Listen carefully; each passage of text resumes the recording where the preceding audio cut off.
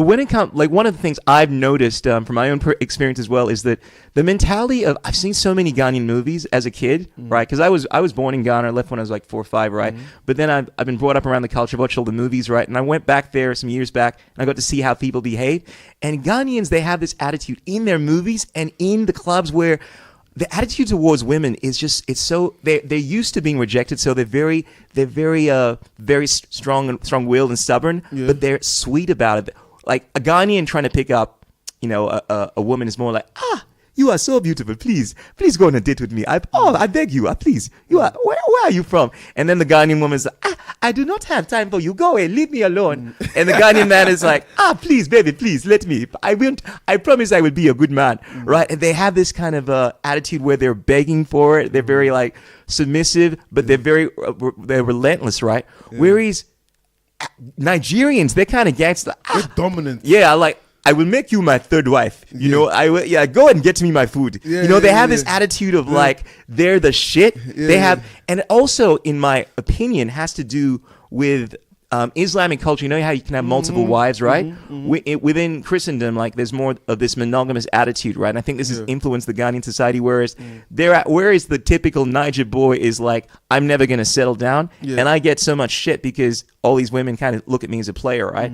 And that's the attitude that's been perpetuated by the Nigerians, whereas the Ghanaians, I think their plays as well, they still kind of have this reverence of, I must find one girl and I must be submissive, all that kind of stuff. To be honest, I think it depends on who you ask, because I got some boys who are Ghanaians who are hoes. Oh, sure, I'm generalizing. I'm just trying to make you guys look bad. I know we're hoes as well.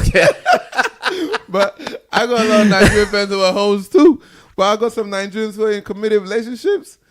And I've got some Ghanaians in committed relationships. I think it's who you ask, because one of my biggest friends who's a hoe is Ghanaian. That's and true. Them niggas 46 still a hoe. That nigga ain't retiring anytime soon. My friend, we do not never to retire. What is this? Retire is something for you Westerners. We do not have time for this. But to be fair, he came here when it was like 21. So yeah, that nigga has been it was a hoe before Madonna even came on the scene. But I will tell you one thing, and this is universally seen everywhere throughout the emails. It has been for the last couple of decades, right? The scams? Nigerian scams, brother. What is with that shit? Let me tell you something, yeah? You know there's about 300 million Nigerians in the world. You trying to tell me there won't be scammers? Yeah, but bro, it's disproportionate. Have you seen what Nigeria is like? If you've actually I watched the documentary. Yeah, if you've actually been in Nigeria, there is so much corruption, yeah? There's sometimes when you're in that corruption, you just add to the corruption. You know what I'm saying? Like, there's for example, the SARS incident that was going on a couple of years ago where police were just like stopping and there was all this killing and all that kind of stuff. If the people who are meant to protect you are now stealing from you, what law are you going to follow?